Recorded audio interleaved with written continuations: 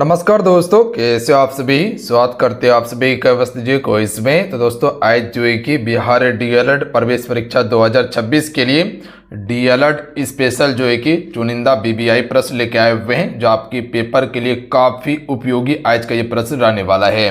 तो जो भी बच्चे 2026 में डीएलएड का पेपर देने वाले हैं और सरकारी कॉलेज का सपना देख रहे हैं आप सभी, तो आज से जो हम ये आपको क्लासेस प्रोवाइड कर रहे हैं, काफ़ी ज़्यादा उपयोगी क्लास है आपके पेपर के लिए।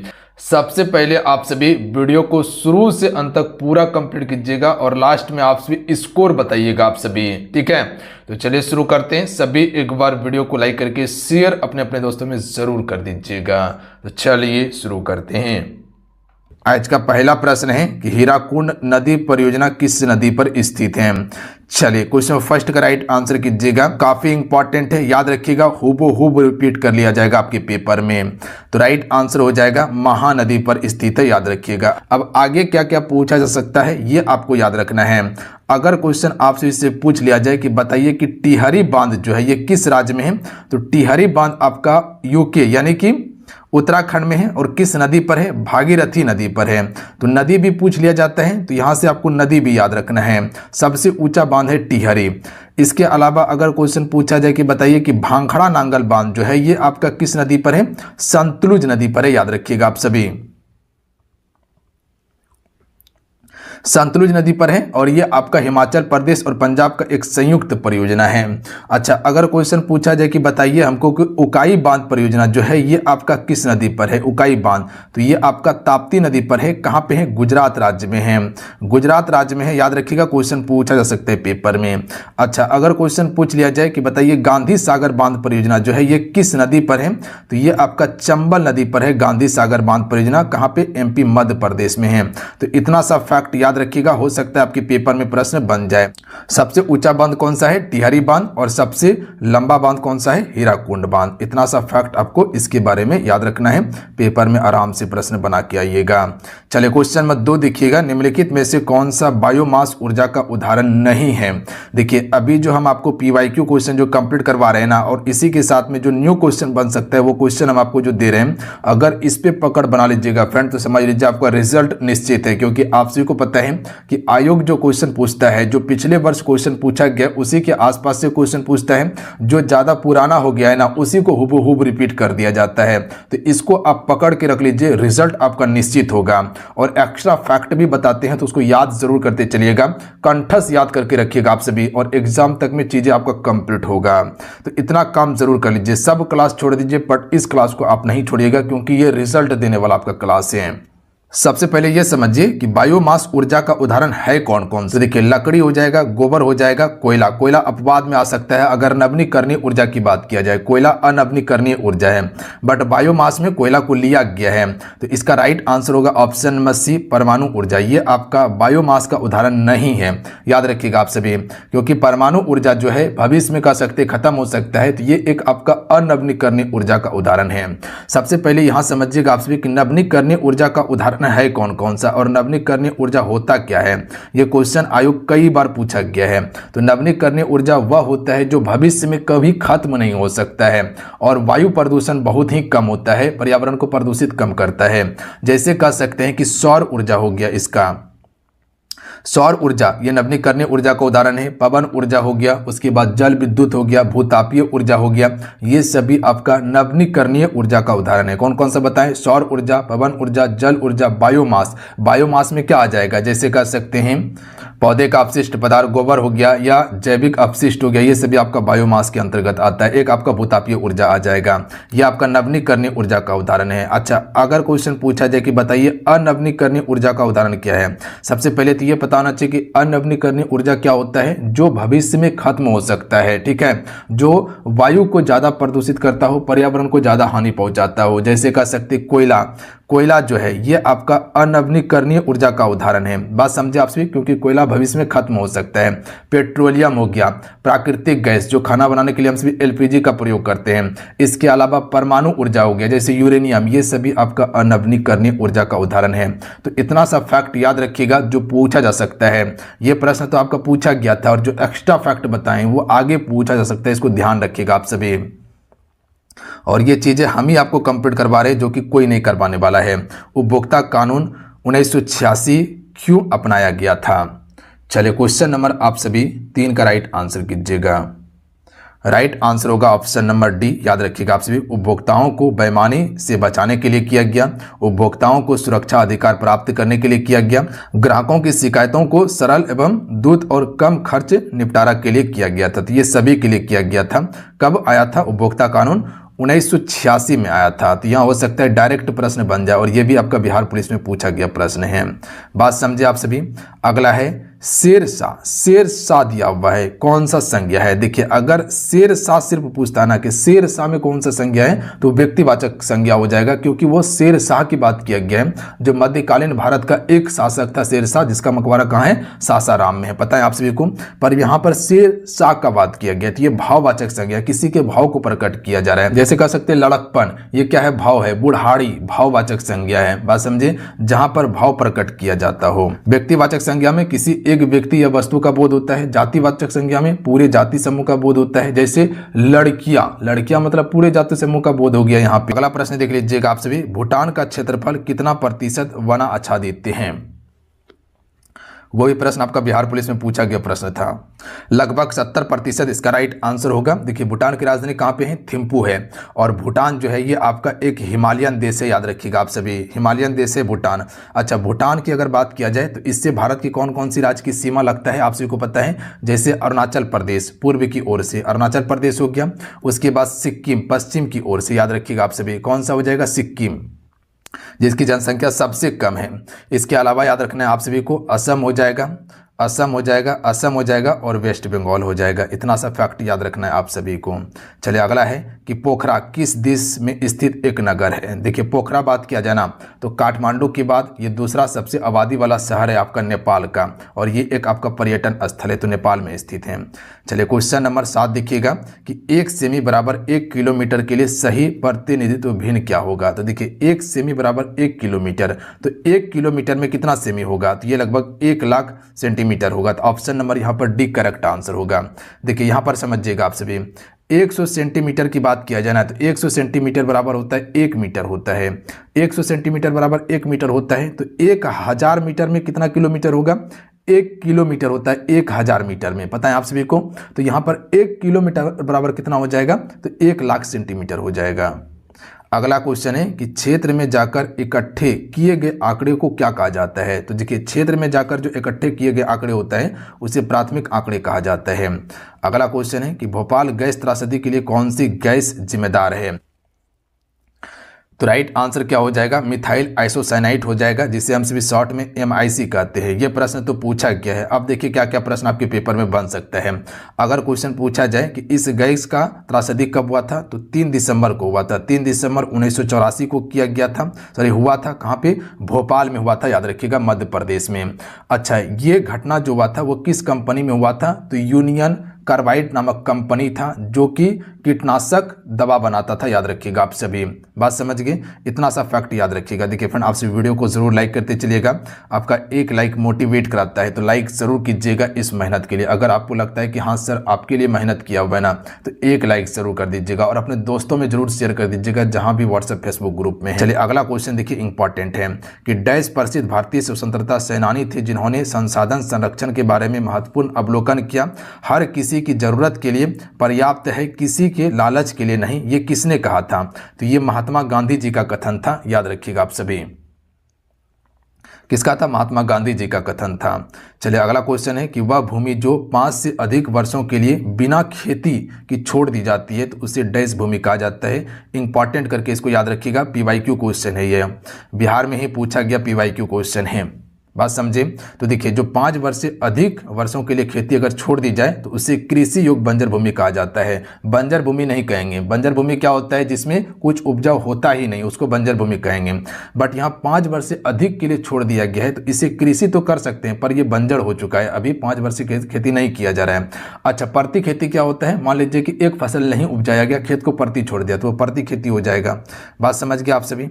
अगला है कि भारत में खाद्यान्न उत्पादन की खरीद, वितरण और भंडारण के लिए कौन सी एजेंसी जिम्मेदार है?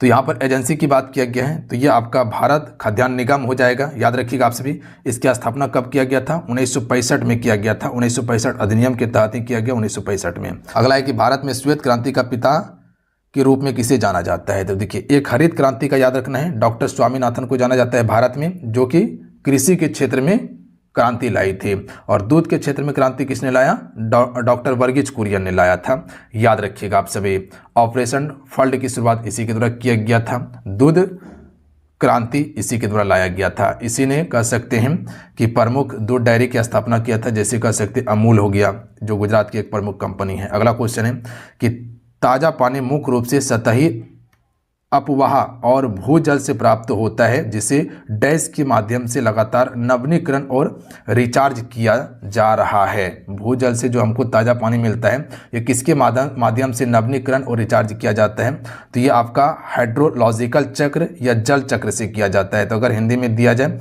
जल चक्र, तो जल चक्र करना है आपको, या हाइड्रोलॉजिकल चक्र हो जाएगा, जिससे पानी क्या रह रहा है? ताज़ा रह रहा है। इंपॉर्टेंट प्रश्न याद रखिएगा। नर्मदा बचाओ आंदोलन किससे संबंधित है? देखिए, नर्मदा बचाओ आंदोलन जो है ये सरदार सरोवर बांध परियोजना से संबंधित है। तो ऑप्शन नंबर क्या हो जाएगा? ए। चलिए, अगला क्वेश्चन है कि आज भारत में जल विद्युत शक्ति लगभग कितना प्रतिशत योगदान देखने के लिए मिल रहा है? देखिए, सबसे ज़्यादा भारत में जो है भूतापीय ऊर्जा का उत्पादन होता है। पता है आप सभी को, भूतापीय जो कोयले के माध्यम से ऊर्जा उत्पादित किया जाता है। उसके बाद अभी जल शक्ति का हुआ है लगभग 22% के अप्रॉक्स में। उसके बाद प्रमुख सौर ऊर्जा हो जाएगा, परमाणु ऊर्जा हो जाएगा, भूतापीय हो जाएगा, पवन ऊर्जा, ये सभी प्रमुख ऊर्जा का आपका स्रोत है। तो इतना सा फैक्ट याद रखिएगा आप सभी। अगला है कि लो एस्क की गलाने में प्रमुख धातु क्रम कोयला कौन सा है? तो यहाँ पर समझिएगा कोयला के बारे में।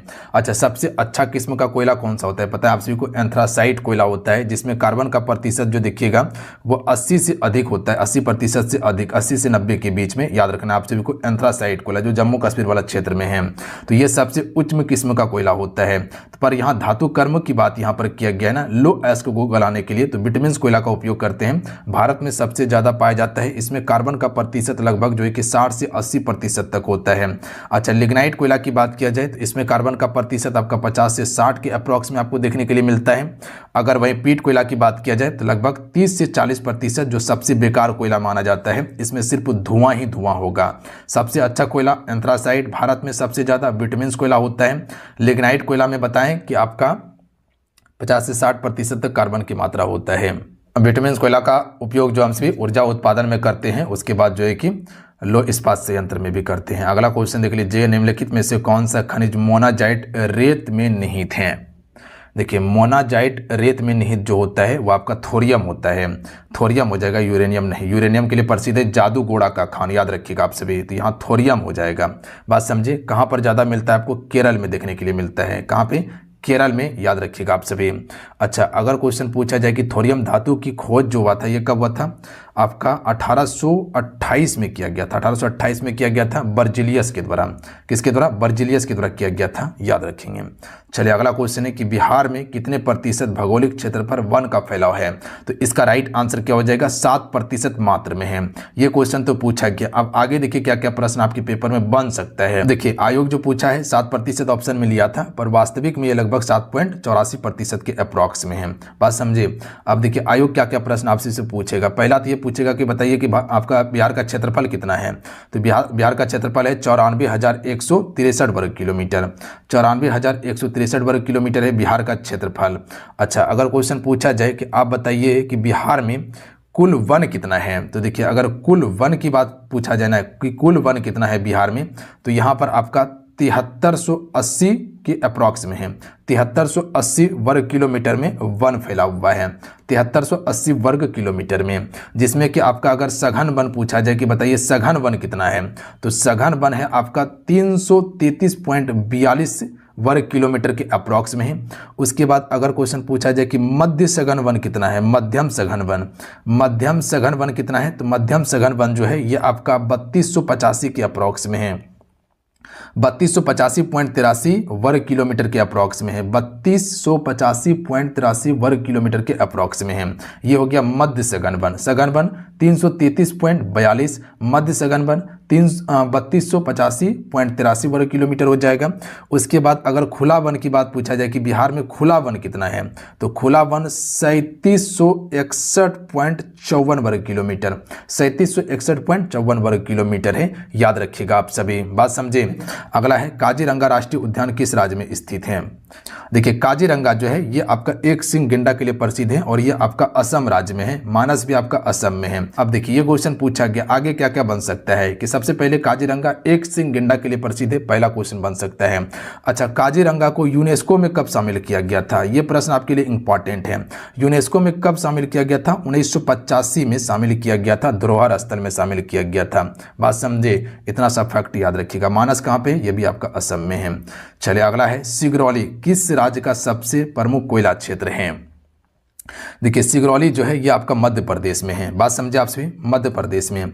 अच्छा, कोयला का प्रमुख क्षेत्र कौन कौन सा है, जैसे दामोदर नदी घाटी वाला क्षेत्र, सोन नदी घाटी वाला क्षेत्र, महानदी घाटी वाला क्षेत्र, गोदावरी नदी घाटी वाला क्षेत्र, ये सभी कोयला का क्षेत्र है। जैसे कह सकते दामोदर नदी घाटी वाला सबसे बड़ा कोयला का क्षेत्र है जो कि झारखंड और पश्चिम बंगाल में फैला हुआ है, बात समझे आप सभी। इसके अंतर्गत कोयला कौन कौन सा आ जाता है, जैसे कि झरिया हो गया, बोकारो हो गया, चंद्रपुरा हो गया, ये सभी प्रमुख कोयला क्षेत्र दामोदर घाटी का है।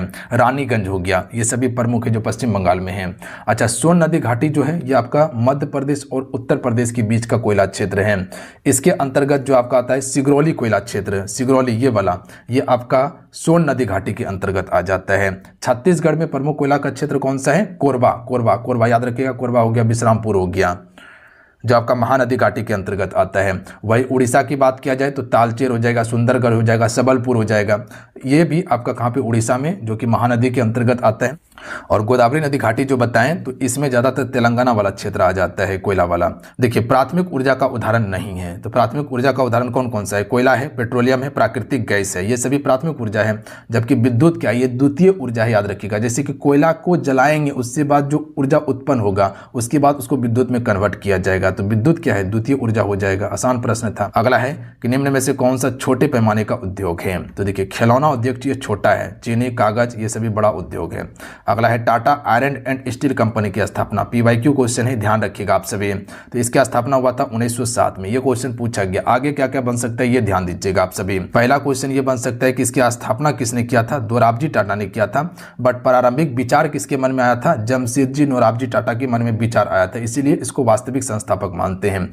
तो Tata iron and steel company का वास्तविक संस्थापक किसे कहा जाता है, जमशेदजी नोराबजी टाटा को कहा जाता है। बट स्थापना किया था दोराबजी टाटा ने, बात समझे आप सभी।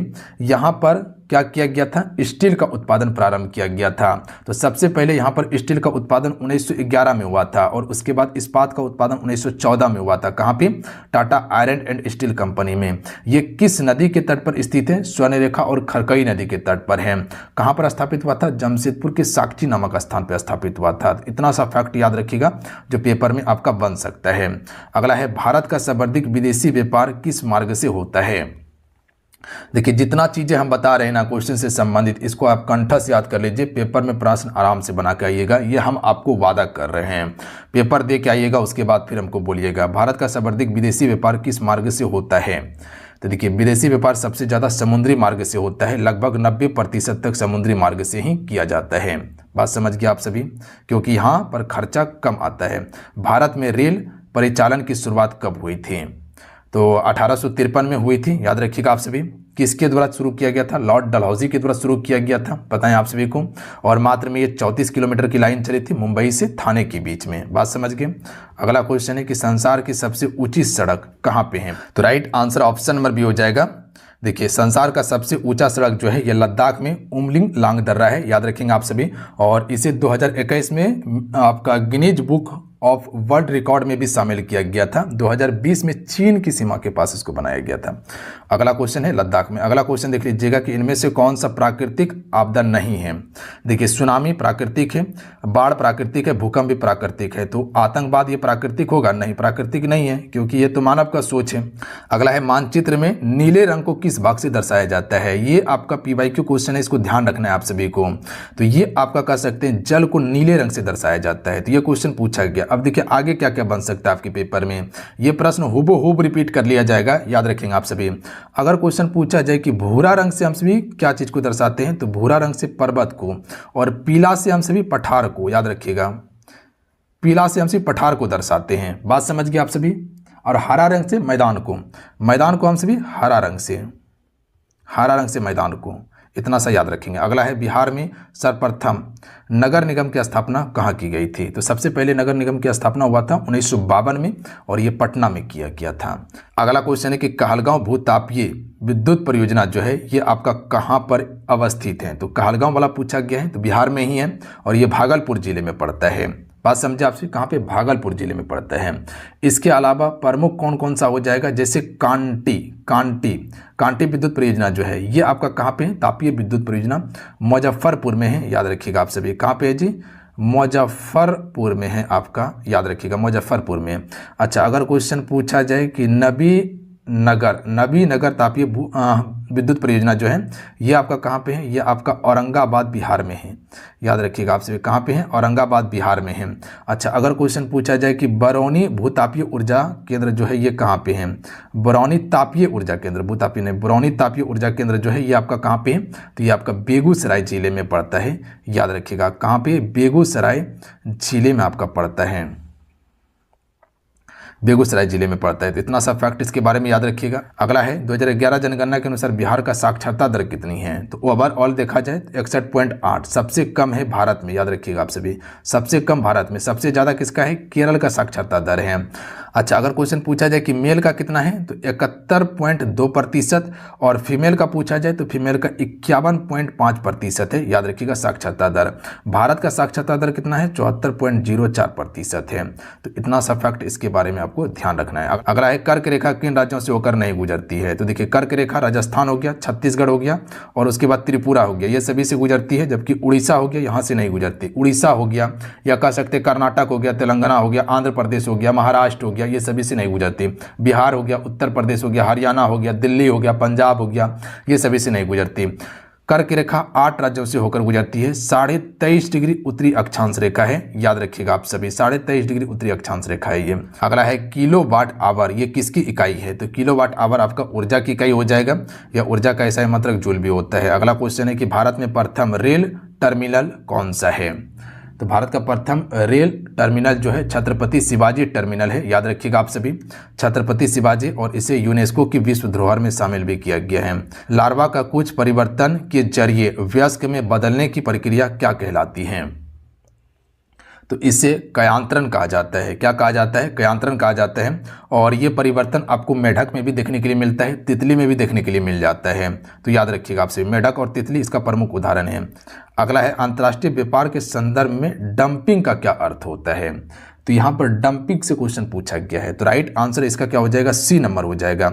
उत्पादन की वास्तविक लागत से कम या उसके घरेलू बाजार के मूल्य के नीचे की कीमत पर निर्यात करना ही इसको क्या कहा जाता है, डंपिंग कहा जाता है। बात समझे आप सभी, क्या बताया आपको, उत्पादन का जो वास्तविक लागत लगा था उससे कम पर अगर निर्यात हो रहा है ना, तो वो आपका डंपिंग कहलाएगा। बात समझ गए। अगला क्वेश्चन है कि बौद्ध धर्म के संस्थापक कौन थे, आसान प्रश्न है, आराम से कर सकते हैं, गौतम बुद्ध था। गौतम बुद्ध का जन्म कहाँ हुआ था, नेपाल के लुम्बिनी नामक स्थान पे हुआ था। पहली बार ज्ञान का प्राप्ति कहाँ हुआ था, बोध गया में। पहला उपदेश सारनाथ में दिया था। इसका पहला अधिवेशन, दूसरा अधिवेशन, तीसरा अधिवेशन, चौथा अधिवेशन हुआ था, पता है आप सभी को। पहला हुआ था अजातशत्रु के समय में, दूसरा कलाशोक, तीसरा हो जाएगा अशोक, चौथा हो जाएगा कनिष्क के समय में। अगला क्वेश्चन है कि भ्रष्टाचार को नियंत्रित करने के लिए भारत सरकार का कौन सा संगठन है, तो केंद्रीय सतर्कता आयोग है। यह क्वेश्चन आपका PYQ है, ध्यान रखिएगा आप सभी। अब ये तो क्वेश्चन पूछा गया, आगे पूछ सकते हैं कि इसका गठन कब हुआ था, 1964 में हुआ था। चलिए आइए अगला प्रश्न पर ध्यान दीजिएगा आप सभी कि परमाणु ऊर्जा प्राप्त करने के लिए निम्नलिखित में से किसका प्रयोग किया जाता है, तो परमाणु ऊर्जा प्राप्त करने के लिए यूरेनियम का प्रयोग करते हैं। चलिए क्वेश्चन देखिए, वनों के वितरण को दिखाने वाला मानचित्र को क्या कहा जाता है, तो वनों के वितरण को दिखाने वाला मानचित्र को हम सभी भौतिकी कहते हैं। क्या कहते हैं, भौतिकी कहते हैं। डायरेक्ट प्रश्न को याद रखिएगा, PYQ क्वेश्चन है। आर्यभट्ट एक महान थे, तो ये खगोल शास्त्री और गणितज्ञ थे आर्यभट्ट। अगला है अधिकरण कारक का चिन्ह क्या होगा, तो देखिए अधिकरण कारक का चिन्ह की बात किया जाए तो में पर हो जाता है, में हो गया पर हो गया, ये अधिकरण कारक का चिन्ह है। कहीं पर अधिकार करके बैठना, जैसे कह सकते कि पक्षी डाल पर बैठी है, तो वो अधिकरण कारक का उदाहरण है। अगला है यदि किसी तत्व का परमाणु संख्या 16, द्रव्यमान संख्या 32 है तो न्यूट्रॉनों की संख्या क्या होगा। मान लीजिए कि कोई संख्या था, इसका कह सकते हैं कि परमाणु संख्या जो है ये आपका 16 है, द्रव्यमान 32 है, तो इसका न्यूट्रॉन की संख्या क्या होगा। देखिए अगर न्यूट्रॉन की संख्या निकालना है तो इसमें होता है द्रव्यमान की संख्या माइनस प्रोटॉनों की संख्या। तो द्रव्यमान कितना है 32 और प्रोटॉनों की संख्या कितना है, या आपका परमाणु की संख्या 16, तो माइनस कर दीजिएगा तो कितना बचेगा 16 बचेगा। तो 16 इसका राइट आंसर हो जाएगा 44 का। बात समझे। अगला है एक समीकरण दिया हुआ है कि v बराबर u प्लस AT, ये क्या जानकारी देता है। तो ये क्या आपका वेग समय का एक फंक्शन है, याद रखिएगा आप सभी। जैसे कह सकते हैं कि v जो होता है वो आपका अंतिम वेग है, u क्या है प्रारंभिक वेग है, a क्या है आपका त्वरण है और t क्या है समय है। तो ये आपका क्या होगा वेग समय का एक फंक्शन है। अगला है राजनीतिक कभी धर्म से अलग नहीं हो सकती है, ये किसने कहा था। तो देखिए राजनीतिक कभी धर्म से अलग नहीं हो सकता है, यह आपका महात्मा गांधी जी के द्वारा कहा गया था। लोकतंत्र का सबसे बुनियादी परिणाम है, तो लोकतंत्र का सबसे बुनियादी परिणाम क्या होगा, नागरिकों के प्रति जवाबदेही। ऑप्शन में ए राइट आंसर होगा। अगला क्वेश्चन है कि भारतीय अर्थव्यवस्था में परिवहन का सर्वप्रमुख साधन क्या है। तो भारतीय अर्थव्यवस्था में परिवहन का, भारतीय अर्थव्यवस्था की यहाँ पर बात किया गया ना, तो ये आपका राजमार्ग हो जाएगा। राजमार्ग के द्वारा ज़्यादातर होता है। पयोधी शब्द में कौन सा पर्यायवाची है, तो पयोधी ये किसका पर्यायवाची होता है, समुद्र का पर्यायवाची होता है। किसका होता है, समुद्र का पर्यायवाची होता है पयोधी। अगला है कि निम्न में से कौन सा कथन सही है। पहला है कि तेल पानी में घुलनशील है, गलत है। स्टोन पानी में घुलनशील है, गलत है। पत्थर पारदर्शी और कांच अपारदर्शी होता है, गलत है, ये कांच अपारदर्शी होता है। चीनी पानी में घुलनशील है, बिल्कुल सही है। अगला क्वेश्चन है कि संयुक्त राष्ट्र सुरक्षा परिषद के अस्थायी सदस्य हैं। तो देखिए संयुक्त राष्ट्र सुरक्षा परिषद में कुल 15 सदस्य जो होता है, कुल 15 सदस्य होता है, जिसमें 5 अस्थायी और 10 अस्थायी होता है। इसका गठन कब हुआ था, 1945 में किया गया था। देखिए अगर क्वेश्चन पूछा जाए आपसे भी इसे कि कौन कौन सा देश इसमें शामिल है, तो इसमें हो जाएगा संयुक्त राज्य अमेरिका, उसके बाद रूस, यूके, फ्रांस और चीन हो जाएगा, यानी यूके ब्रिटेन हो जाएगा। तो कुल आपका कितना हो जाएगा 5, अमेरिका, रूस, यूके, फ्रांस, चीन हो जाएगा। तो डी राइट आंसर होगा। अगला है निम्नलिखित में से सुमेलित करना है। यहाँ पर आपको ऐसा ही मात्रक बताना है। कार्य का क्या होता है, जूल होता है, कार्य का जूल हो जाएगा। उसके बाद एम्पियर जो है ये आपका विद्युत धारा का होता है। उसके बाद विभांतर का क्या हो जाएगा, विभांतर का आपका वोल्ट होगा। कार्य का ऐसा ही मात्रक क्या होता है, तो कार्य का ऐसा ही मात्रक हो जाता है जूल, आपको बता दिए। अच्छा यहाँ पर सामर्थ्य, सामर्थ्य यानी कि शक्ति का वाट हो जाएगा और कैलोरी उष्मा का हो जाएगा।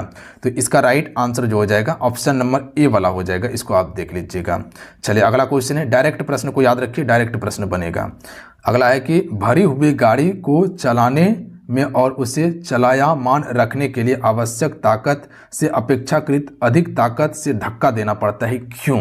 अगर जो गाड़ी चल रहा है उसमें कम ताकत लगता है, अगर गाड़ी को खड़ा करके धक्का दीजिएगा ज़्यादा ताकत लगेगा। क्यों लगता है, क्योंकि उस समय घर्षण रहता है, तो घर्षण के कारण गाड़ी आगे नहीं बढ़ता है। अगर चलमान रहता है तो घर्षण कम हो जाता है। तो एक बार गाड़ी चलने पर बाद में उसका घर्षण कम हो जाता है, जिसमें कम समय लगता है या कम बल लगता है। डीआरडीओ द्वारा विकसित लक्ष्य और निशांत है, तो ये आपका एक मानव रहित वाहन है। डायरेक्ट याद रखेंगे, प्रश्न को इंपॉर्टेंट है। अगला है 100 डिग्री सेंटीग्रेड की वाष्प द्वारा उत्पन्न जलन उसी ताप के पानी द्वारा उत्पन्न जलन से अधिक गंभीर होता है, क्यों। देखिए आपको पानी में, अगर गर्म पानी में उंगली डाल दीजिएगा तो आपको जलन नहीं होगा, कम होगा। अगर वही भाप अगर उष्मा से दिखिएगा तो अगर चल जाए हाथ में तो जलन आपको महसूस होता है ज़्यादा। क्यों होता है पता है आप सभी को, तो याद रखिएगा आप सभी, ऑप्शन नंबर इसका भी करेक्ट आंसर होगा कि वाष्प द्वारा अधिक उष्मा दी जाती है, इसी कारण से भाप से ज़्यादा उष्मा लगता है हमको और जलन महसूस होता है। निम्नलिखित में से ध्वनि का चाल अवरोही क्रम में आपको बताना है, सॉरी आरोही क्रम में बताना है। तो सबसे ज़्यादा ध्वनि का चाल किसमें है, इस्पात में, उसके बाद जल में, तब नाइट्रोजन। नाइट्रोजन यानी कि गैस में सबसे कम होता है। तो यहाँ पर आपका 2 हो जाएगा, उसके बाद 1 हो जाएगा और 3 हो जाएगा। तो ऑप्शन नंबर 1 करेक्ट आंसर होगा। अगला क्वेश्चन देख लीजिएगा, सूची 1 सूची 2 को मिलाना है। देखिए कलपक्कम कहाँ पे है, ये तमिलनाडु में है। नरोरा कहाँ पे है, उत्तर प्रदेश में, ये परमाणु आपका परमाणु शक्ति केंद्र है, उत्तर प्रदेश में है। काकरापार कहाँ पे है, ये आपका गुजरात में है। ट्राम्बे कहाँ पे है, महाराष्ट्र में है। तारापुर भी आपका महाराष्ट्र में है, याद रखिएगा आप सभी। अगर केंगा की बात किया जाए, केंगा कहाँ पे है, केंगा कर्नाटक में। कुडानकुलम कहाँ है, तमिलनाडु में है। तो ये सभी प्रमुख हो जाएगा, तो इसको डायरेक्ट याद रखिएगा, आप सभी मिला लीजिएगा। इसका ऑप्शन नंबर सी वाला करेक्ट आंसर होगा, सी करेक्ट आंसर होगा। अगला सॉरी सी नहीं, बी नंबर होगा, बी नंबर वाला 3 1 2 4 हो जाएगा। अगला क्वेश्चन है कि निम्नलिखित पर विचार कीजिए, कठोर जल उपयुक्त नहीं है। तो देखिए कठोर जल उपयोग नहीं होगा, साबुन से कपड़े धोने के लिए कठोर जल उपयोग नहीं है, कठोर जल नहीं चाहिए। पानी पीने के लिए नहीं चाहिए।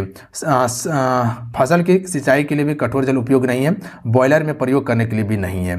तो इसका ऑप्शन नंबर डी हो जाएगा। 1 2 3 4 ये सभी में से किसी में कह सकते कठोर जल का उपयोग नहीं हो सकता। चूहे मारने का जहर किस रासायनिक पदार्थ का बना होता है? तो ये आपका होता है पोटासियम साइनाइड का बना होता है। चलिए अगला प्रश्न देखिएगा आप सभी, निम्नलिखित में से सुमेलित नहीं है। फूलों की खेती फ्लोरिकल्चर, फलों की खेती एग्रोनॉमी, सब्जियों की खेती हॉर्टिकल्चर में नहीं, गलत है। सब्जियों की खेती जो किया जाता है वो आपका ऑलेरिकल्चर में किया जाता है, ना कि हॉर्टिकल्चर में। यहाँ पर क्या हो जाएगा? ऑलेरिकल्चर होगा। तो आप सभी ध्यान रखिएगा, आप सभी ऑलेरिकल्चर में सब्जियों का खेती और फलों की खेती पोमोलॉजी में किया जाता है। तो ऑप्शन नंबर सी वाला गलत है। हाइड्रोफाइट्स कहते हैं। तो देखिए हाइड्रोफाइट्स जो होता है एक जलीय आपका पौधा होता है। तो बी राइट आंसर होगा। स्टार्च को जल अपघटन से ग्लूकोज बनाने वाला एंजाइम क्या है? तो इसे इमाइलेज कहा जाता है।